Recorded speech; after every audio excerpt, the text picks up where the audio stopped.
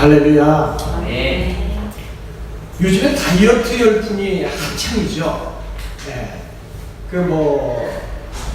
다이어트도 좋은데 건강을 위해서 다이어트를 해야지, 그렇지 않으면 조금 우려가 돼요. 근데 아무튼 어떤 아주머니 한 분이 승마를 이용한 다이어트에 이게 관심이 가서 그것을 시작했습니다.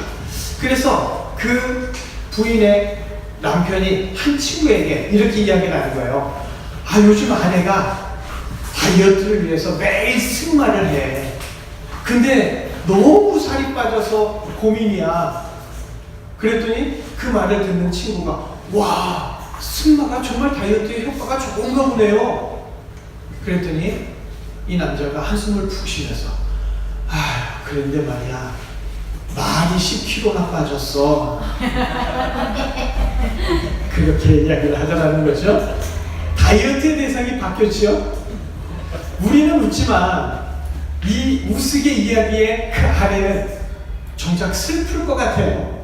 자, 그런데 오늘 여기 슬픈 결말의 이야기가 아닌 기쁨의 결말로 바뀌어지는 놀라운 이야기가 있습니다.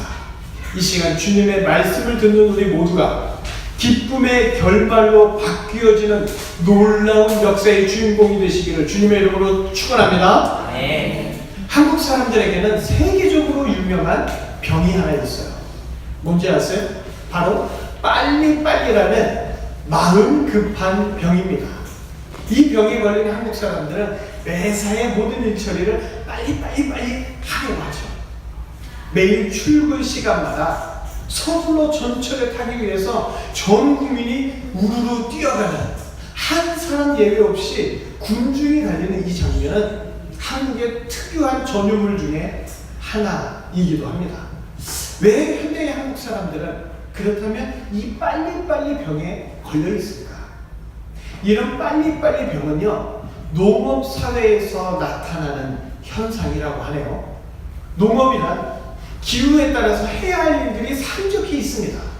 그래서 농업은 일의 타이밍이라는 것을 놓치면 한 해 농사를 망치게 되죠.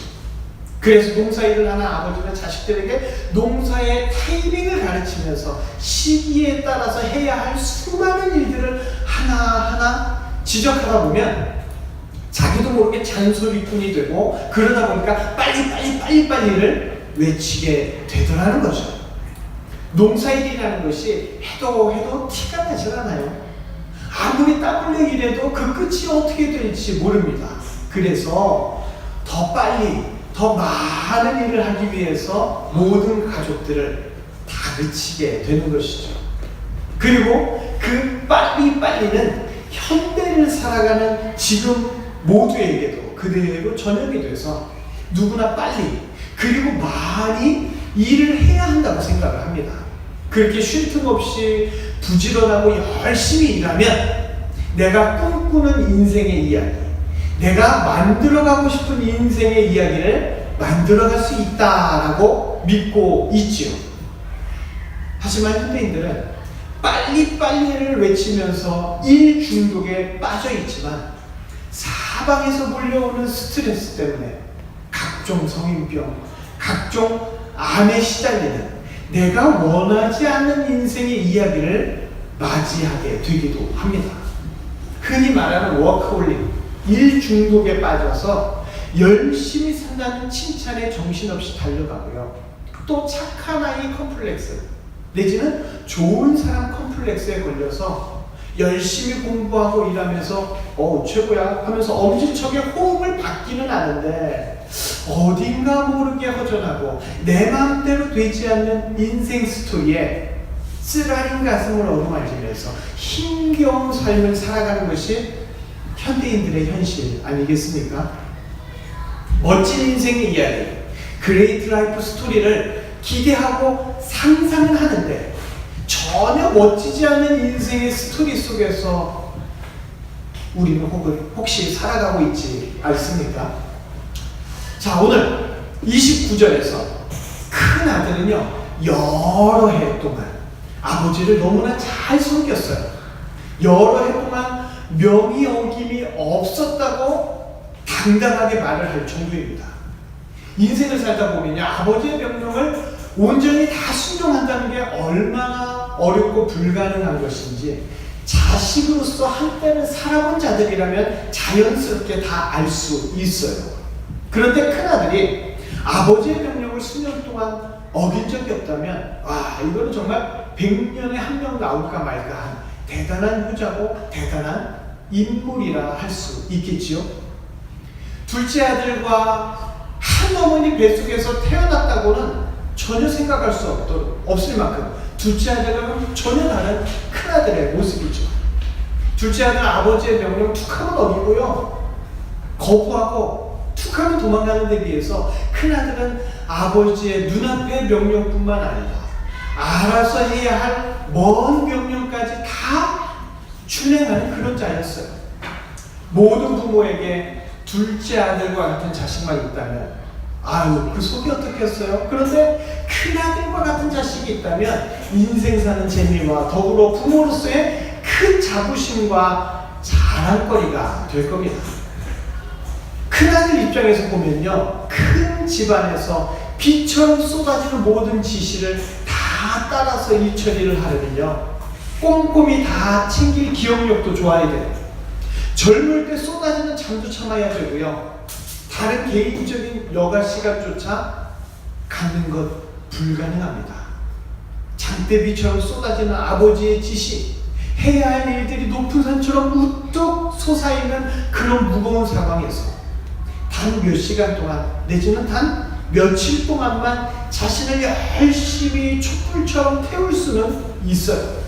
그러나 이것을 여러 해, 긴 세월 동안 촛불처럼 자신을 홀랑 태울 수는 없는 거죠. 그럼에도 큰아들은 이 모든 것들을 여러 해 동안 변함없이 한 번도 실수 없이 다 하면서 세월을 보냈던 거예요. 이런 자라면 인간뿐만 아니라 하나님께서도 칭찬을 해주셔야 되지 않을까요? 종들이 대충 하고 들어간 뒷일까지 마무리하느라고 가장 늦게 잠들고, 종들보다 가장 먼저 일어나서 하루의 일을 계획하고 먼저 준비하는 이 큰아들, 제대로 먹지도 제대로 놀지도 제대로 자지도 못하며 수고하는 이 큰아들을 볼 때 숭고함마저 들게 됩니다. 자, 그런데 숭고한 감정이 든다고는 하는데 어딘가 모르게 큰아들 생각하면 숨 막히지 않나요? 인간은 이렇게 숨 막히게 일해야만 하는 걸까요? 하나님께서 인간을 창조하실 때 인간에게 일이라는 걸 주셨어요. 그런데 그 일은요, 숨 막히게 허덕이면서 스트레스 받는 일은 아니었습니다. 하나님의 창조물들을 관리하고 돌보는 그런 일은 창조주 하나님하고 교제하고 사랑의 대화를 나누는 것이었어요. 조금 타이밍이 늦어도 하나님께서 조절해 주시고 실수가 있어도 하나님께서 보완해 주셨습니다. 일이 곧 하나님과의 사랑의 교제였기 때문에 그 일은 스트레스가 아닌 행복했던 거죠. 하지만 인간은 하나님을 위한 일이 아닌 자기 스스로를 위한 일을 하기를 원하기 시작합니다. 인간 자신이 원하는 일을 이루고 싶었어요. 그래서 자신이 원하는 인생의 이야기를 만들고 싶어서 하나님의 일이 아닌 이 자신의 일에 몰두하기 시작합니다. 그 마음에 하나님에 대한 사랑은 사라지고 자신의 완벽한 인생 이야기를 위한 철저한 일만 가득하게 된 것이죠. 그렇게 인간은 타락합니다. 그렇게 타락한 인간은 일에 매달려서 열심히 부지런히 땀과 수고를 아끼지 않습니다만은 원하는 대로 인생의 스토리가 만들어지지는 않아요. 타락한 인간은 열심히 일하면서 살면 모든 것을 보상받는 것처럼 개미와 배짱이를 말하면서 도덕과 윤리의 상벌 프레임을 적용해 보려고 하지만 원하는 보상이 이루어지는 인생의 이야기는 자기 앞에 비단처럼 펼쳐지지 않습니다. 열심히 일하지 않는데도 불구하고 떵떵거리면서 사는 사람들 보면 오히려 숨 막히는 이러한 상황들, 인간이 원하는 인생의 이야기는 아닐 거예요. 타락한 인간은 그렇게 열심히 일하면서 열심히 일하는 가운데 천국이 아닌 지옥에 가까이 다가가는 전혀 자신이 원하지 않는 인생의 이야기를 자신도 모르게 써내려가고 있는 겁니다. 예수님은 아버지의 눈으로 여러 해 동안 묵묵히 아버지에게 지시받아서 자신에게 주어진 모든 일들을 감당하는 큰아들을 바라보고 계십니다. 어릴 적부터 아버지의 명령을 잘 따랐어요. 아버지의 명령을 다 준행하고 잘 섬겼어요. 그러나 이 큰아들은 아버지를 섬기면서 반면에 그 아버지를 너무나 모르고 있었습니다. 아버지가 어떤 분인지, 아버지가 무엇을 원하시는지, 아버지가 어떻게 생각하는지를 전혀 모르면서 살았어요. 아들이라면 아버지의 취향과 스타일, 그리고 아버지가 무엇을 좋아하시는지 싫어하시는지 그 모든 것을 알아야 하지 않겠습니까? 서로 사랑하는 사이라면 무엇을 좋아하고 무엇을 싫어하는지 당연히 알아야죠. 이것이 사랑하는 자에 대한 배려이고 사랑하는 자에 대한 마음이겠지요. 하지만 큰아들은 여러 해 동안 아버지를 섬기면서도 아버지를 전혀 모르면서 섬겼습니다. 오늘 본문 29절에 둘째 아들, 즉 동생에 대한 큰아들의 분노가 폭발하면서 이렇게 이야기를 하죠. 내가 여러 해 아버지를 섬겨서 명을 어김이 없거늘 내게는 염소새끼라도 주어서 나와 내 벗으로 즐기게 하시니 없지 않았습니까? 자신도 놀고 싶었고 자신도 즐기고 싶었는데 꼭 참았다는 얘기예요. 아버지를 섬기는 것이 큰아들의 기쁨이고 행복이고 자랑이 아니었어요. 아버지를 섬겼지만 자신도 동생처럼 친구들과 놀고 싶었고 친구들과 잔치 벌리고 싶었고 친구들과 즐기고 싶었다는 얘기입니다. 자신도 송아지 잔치를 친구들과 벌리고 싶었는데 염소 새끼 하나 주지 않았다고 아버지에게 불평을 하고 있죠. 바로 예수님은 큰아들의 은밀한 생각을 여과 없이 지금 드러나게 하시는 거예요. 큰아들이 화를 낼 때 그의 내면의 안개 속 깊은 곳에 가려진 그의 생각들의 감정들과 그 모든 죄악들이 다 노출되게 만드시는 거죠. 아버지를 섬기는 것 자체가 기쁨이요 즐거운 것이 아니라 자신도 친구들과 놀고 싶었다고 고백을 하게 됩니다. 큰아들의 내면을 통해 그의 아버지를 사랑하고 아버지와 함께 있는 게 좋고 행복한 그런 자가 아니었다는 것을 큰아들에게 정확하게 보여주고 계십니다.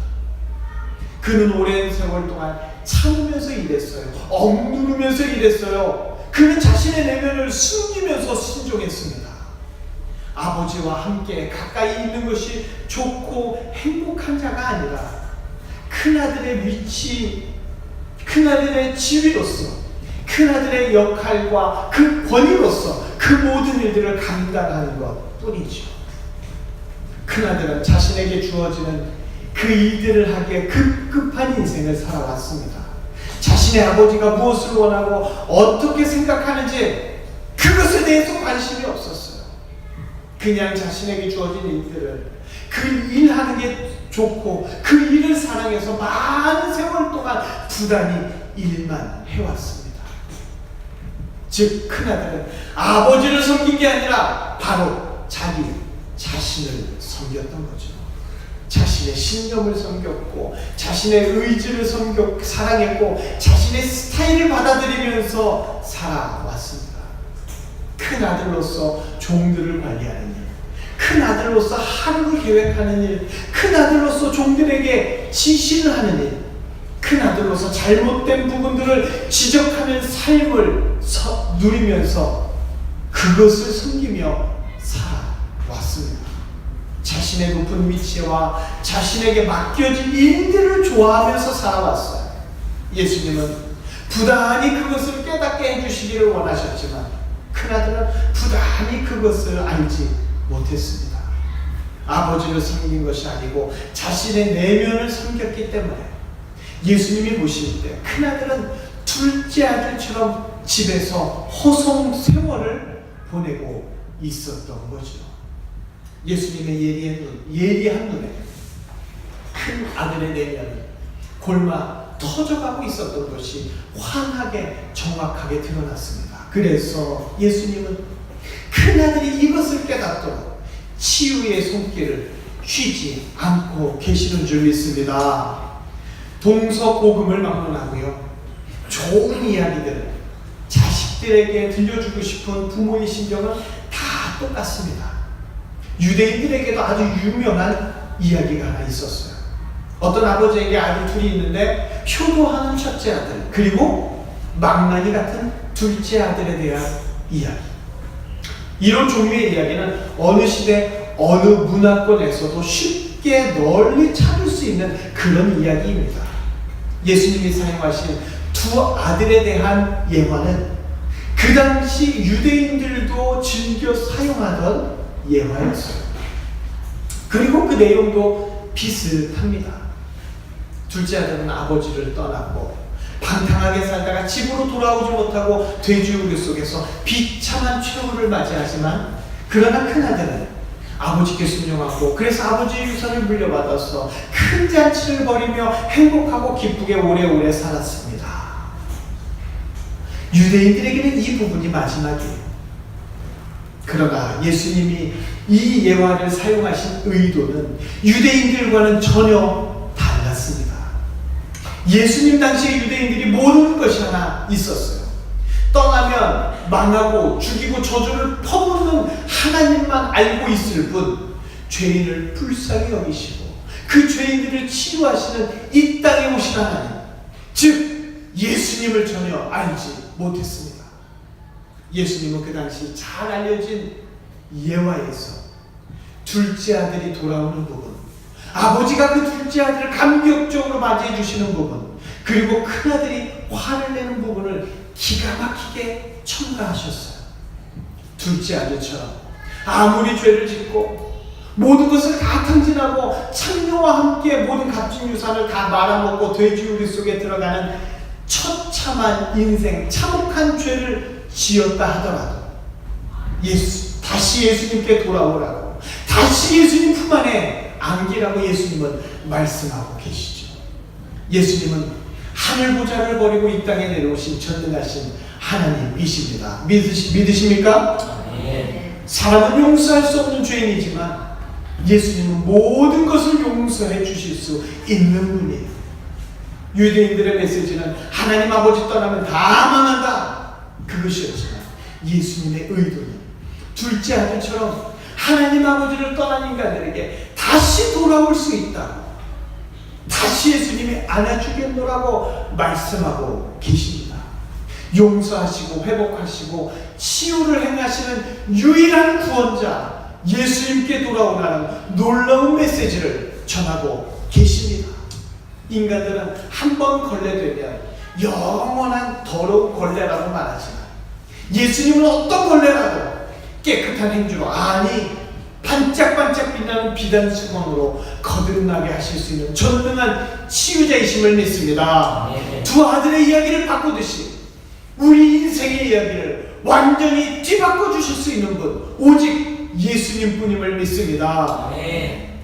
백성들은요, 이런 예수님의 말씀을 듣고 더럽고 죄 많은 자신들에게 찾아오신 그 은혜로운 말씀에 눈물을 흘립니다.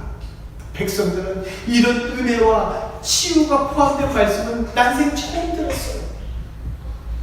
아니, 나갔으면, 아버지 떠났으면 거기에서 굶어 죽어야 하는데 다시 돌아오고 그리고 안아주시고 걸레 같은 인생이 깨끗한 행주를 넘어서 비단이 될 수 있다는 이 말씀으로 희망을 받고 치유를 받기는 처음이었습니다.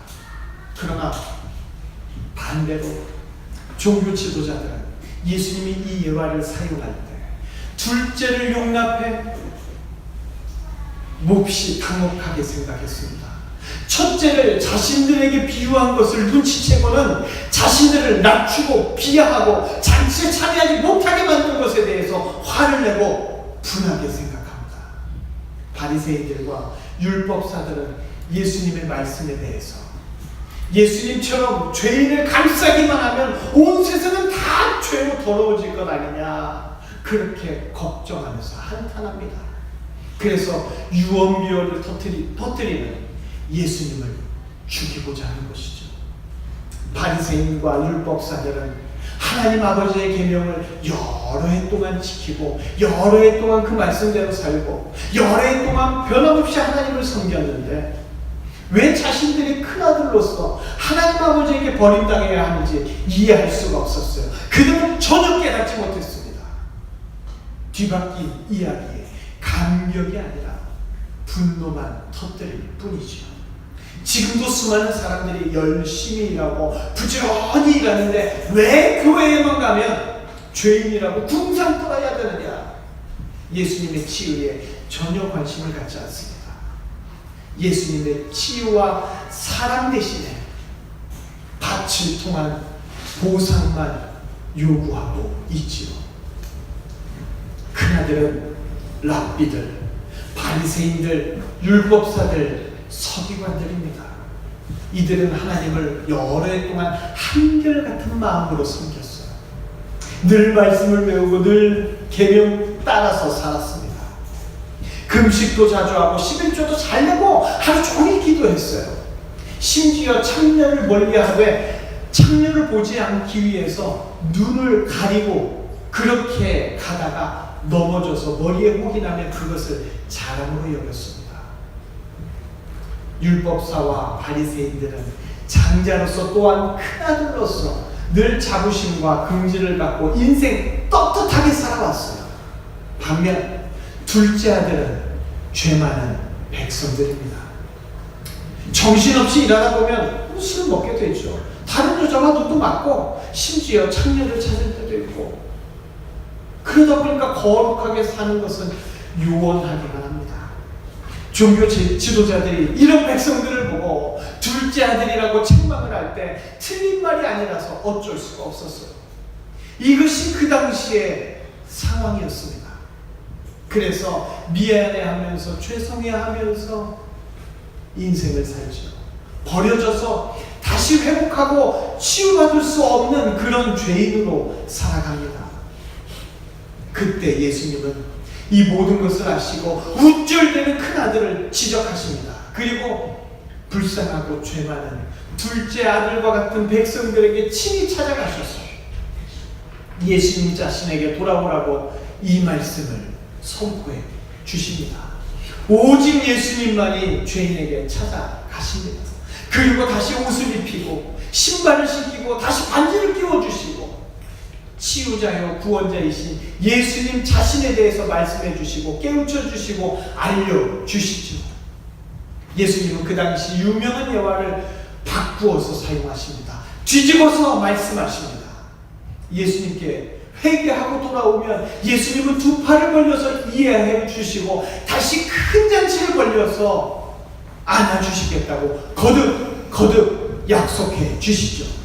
누가복음 15장 5절 6절 그리고 9절을 우리 함께 읽어보실까요? 또 찾아낸즉 즐거워 어깨에 메고 집에 와서 그 벗과 이웃을 불러 모으고 말하되 나와 함께 즐기자. 나의 잃은 양을 찾아내었구나 하리라. 또 찾아낸즉 벗과 이웃을 불러 모으고 말하되 나와 함께 즐기자. 잃은 드라크마를 찾아내었노라 하리라. 아멘. 예수님은 두 아들 이야기를 하시기 전에 잃은 양을 되찾은 이야기, 잃은 드라크마를 되찾은 이야기를 먼저 말씀하십니다.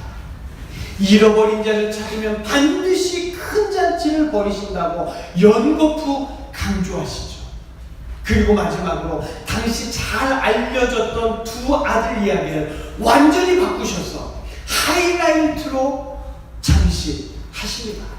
이 이야기를 통해서 예수님이 어떤 분이고 그 예수님이 어떻게 행하실지를 분명하고 확실하게 전달하고 죄인들이 돌아오기를 긍휼의 마음으로 기다리시는 줄을 믿으시기를 바랍니다. 네. 치유란 예수님을 섬기지 않으면 아무리 교회 오랫동안 예배당에 나와도 일어나지 않습니다. 치유는 예수님께 나가서 그분을 깊이 알고 그분과 깊이 교제하고 그분과 깊은 관계를 맺는 것이 진정한 치유입니다. 치유는 예수님보다 이를 더 좋아해서는 결코 이루어지지 않아요. 예수님보다 다른 것을 더 좋아하면 그 영혼의 치유가 일어나지 않고 그 내면의 치유가 일어나지 않습니다.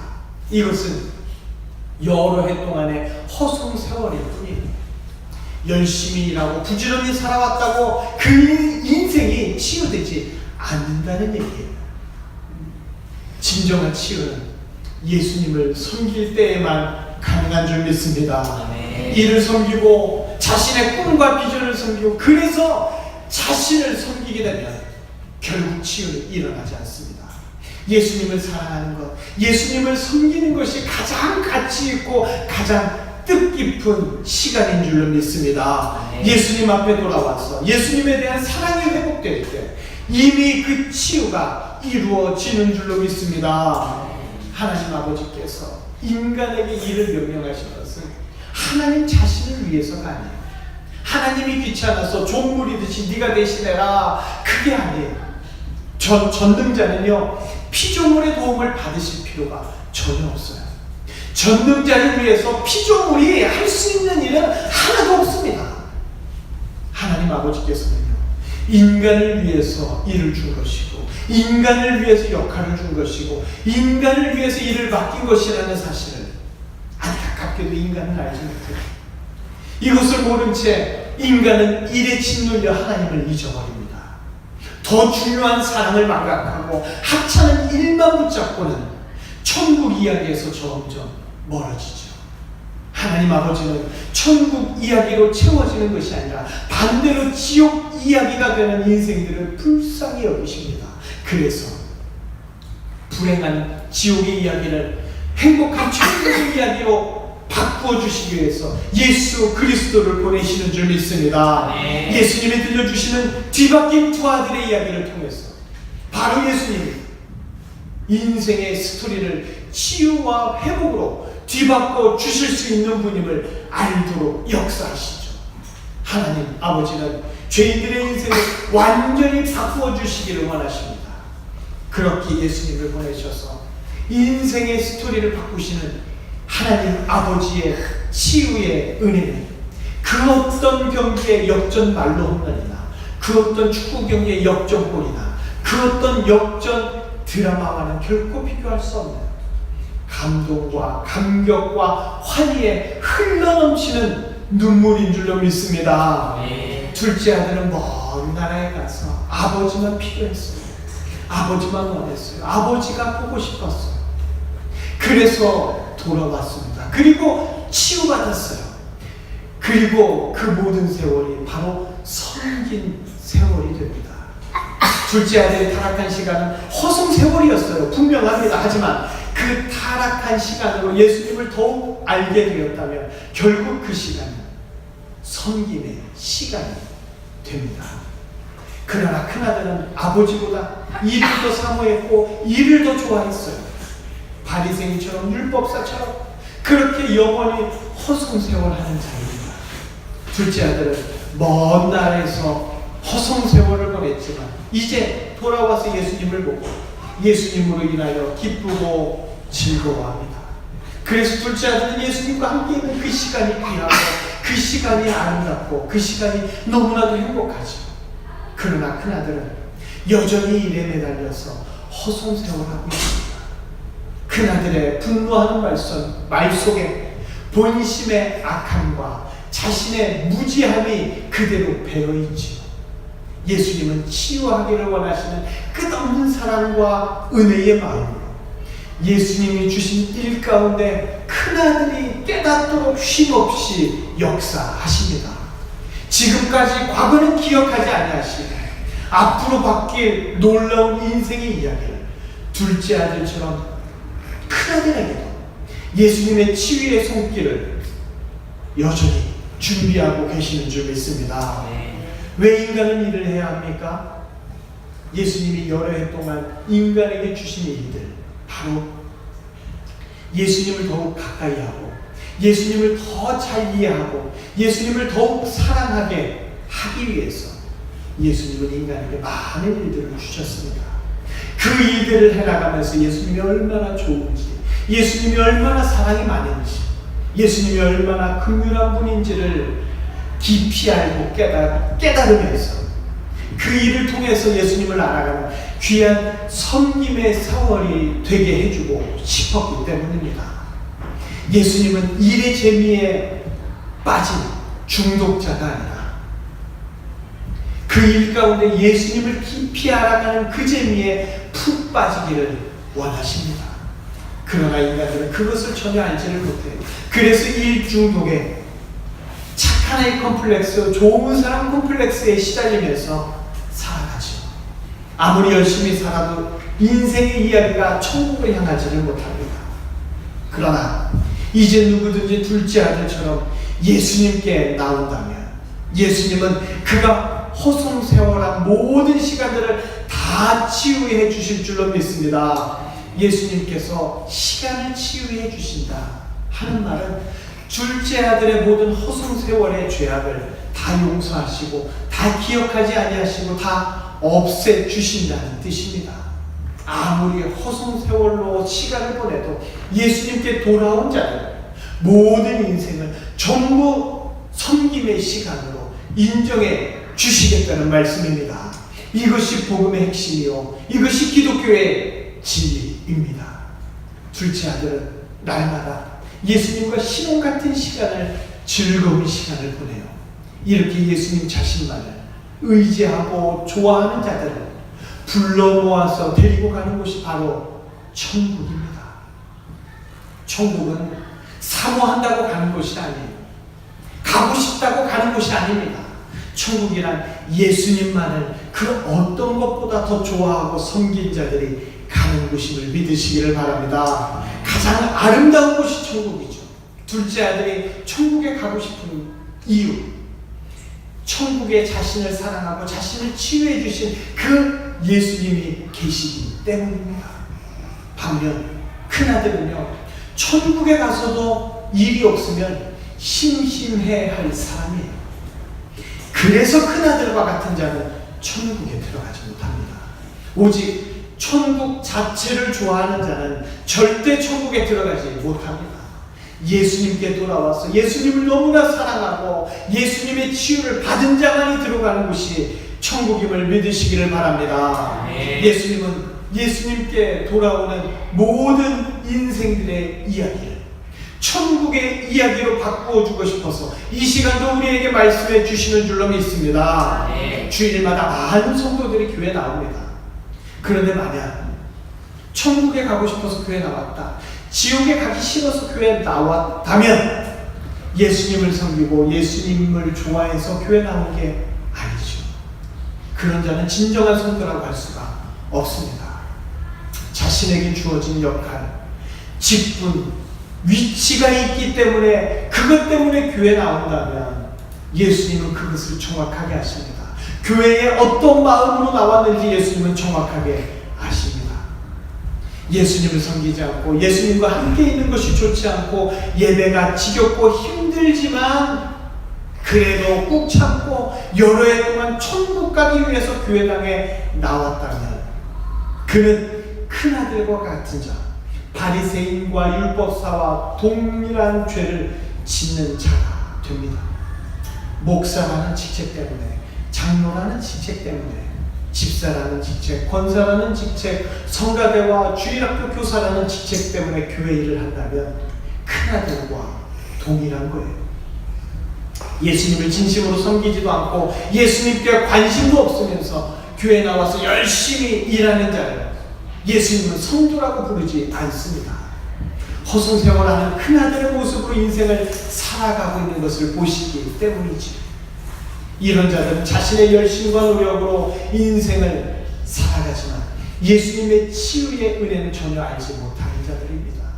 그리고는 교회에서 약하고 병들고 부족한 자들, 특별히 죄 지은 자들을 꾸짖고 책망하고 멀리하고 무시하는 삶을 살아가게 되지요.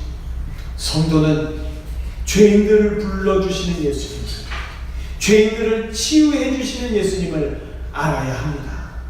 일이 좋고 역할이 좋고 권세가 좋아서가 아니라 예수님이 좋았어. 교회에서도 가정에서도 직장과 사업장에서도 일을 하는 자가 바로 예수님을 섬기는 진정한 성도인 줄로 믿습니다. 예수님은 사랑하는 자녀들에게 무엇이든지 다 주실 수 있어요. 예수님은 전능한 분이시기 때문에 모든 것을 다 주실 수 있습니다. 그런데 인간들은 그것을 받아도 예수님을 사랑하는 게 아니라 오히려 그것을 받아서 다른 것을 사랑하고 싶어 하죠. 때때로 큰아들과 똑같이 세상의 것들과 놀고 싶지만 참아요. 세상의 친구들과 함께하고 싶지만 참고 또 참습니다. 그렇게 오랜 세월 참으면서 왜 나에게는 해준 게 없어요? 염소 새끼라도 나에게 준 적이 있어요? 불평하고 화를 내죠. 공평하지 못하게 정의롭지 못하게 둘째 아들과 같은 쓰레기로 살아온 자에게 송아지를 잡느냐면서 예수님께 대듭니다. 부인하고 싶지만 이것이 우리의 실체입니다. 우리는 사랑의 대상을 정확하게 알아야 합니다. 어느 목사님의 간증입니다. 이 목사님이 젊어서 군대 갔을 때 선임병사들이 술도 안 먹지 담배도 안 피지 음란한 얘기도 안 하지 그런 자신을 이상하게 여기면서 야, 너 왜 그렇게 인생 답답하게 사냐 물었답니다. 그때 그 목사님은 웃으면서 내가 세상을 뒤로하고 철저하게 금욕하며 사는 금욕주의자로 보이십니까? 저는 전형적인 쾌락주의자입니다. 그렇게 말했다고요. 예수님보다 술과 담배와 여자가 더 좋다면 오늘이라도 당장 그 예수님 버리고 술과 담배와 음란한 이야기로 하루 종일 보내겠습니다. 하지만 저는 그것과 비교할 수 없는 예수님을 아는 쾌락주의자입니다. 그 말에 모두가 충격을 받았답니다. 그리고 조용히 묻는 거죠. 야, 그 예수님 그렇게 좋냐? 그때 웃으면서 그 목사님이 대답합니다. 예수님보다 더 좋고 더 재밌고 더 짜릿하고 감격스러운 것은 없습니다. 그리고 늘 술과 담배와 음란한 이야기로 살던 병자이 그 다음 주부터 그 대화 이후에 교회를 나오게 되었다고 간증합니다. 오늘날 많은 기독교인들이 교회당에 나와요. 열심히 사역합니다. 자신의 역할을 잘 감당해요. 더불어 금욕주의적인 삶을 살아요. 하고 싶은 거, 놀고 싶은 거 꼭 참습니다. 큰 아들처럼 꾹꾹 눌러 참아요. 자신이 예수님에게서 얼마나 놀라운 은혜를 받았고 얼마나 큰 은혜를 받았는지 전혀 그것은 신경 쓰지 않는 채 끙끙거리면서 금욕주의적인 삶을 살아갑니다.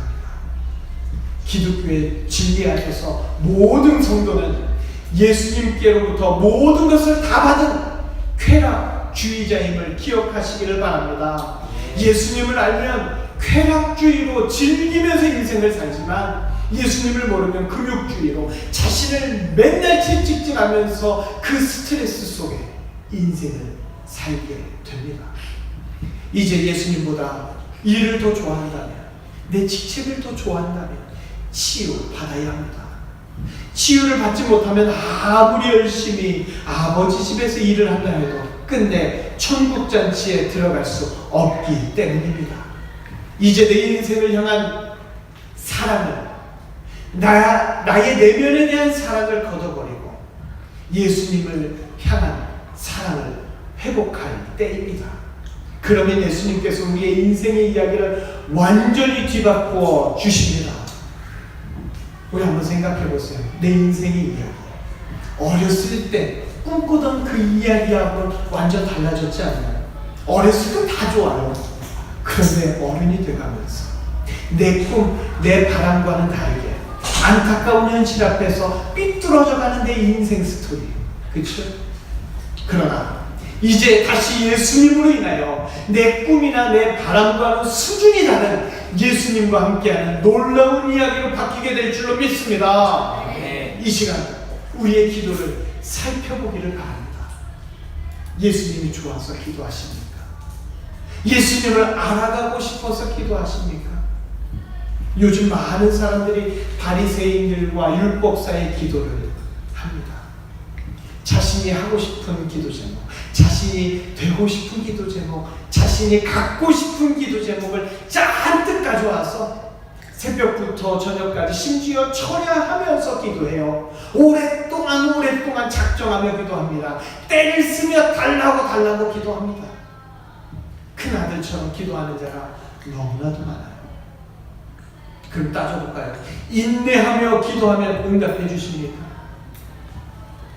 이제 우리는 예수님을 깊이 알아가는 기도를 해야 합니다. 예수님을 만나고 싶어하는 기도를 해야 합니다.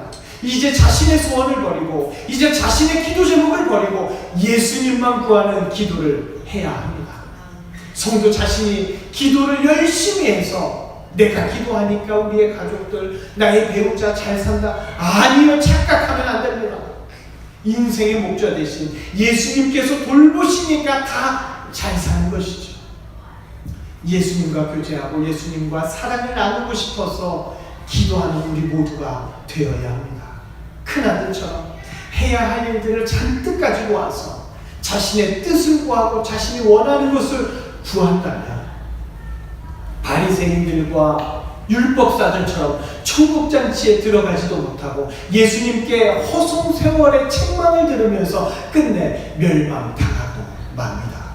자신을 위해서 기도하는 자는 예수님을 십자가에 못 박는 자와 동일하다는 것을 우리는 알아야 합니다. 이제 둘째 아들처럼 예수님만 구하는 그런 기도를 해야 합니다. 예수님을 먼저 구하는 자에게 예수님은 모든 것을 주시고 모든 것을 베풀어 주십니다. 구하지 않는 것까지 다 주시는 은혜가 풍성하신 분이 바로 예수님이기 때문입니다. 우리의 기도가 치유받으면 우리는 더 큰 즐거움, 더 풍성한 삶을 누리게 될 줄로 믿습니다. 가장 구원받기 어려운 자가 어떤 자인지 아세요? 바로 목회자입니다. 왜냐하면 사역이 직업이기 때문에 그래요. 직업으로 하면 아무런 유익이 없습니다. 직업과 같은 의무가 아닌 예수님을 사랑하기 때문에 기도하는 우리 모두가 되기를 축복합니다. 우리의 기도가 치유받고 우리의 인생이 치유받아서 우리 인생의 이야기가 천국의 이야기로 뒤바뀌는 놀라운 축복이 우리 모든 성도님들에게 차고 넘치기를 주님의 이름으로 축원합니다. 기도하겠습니다.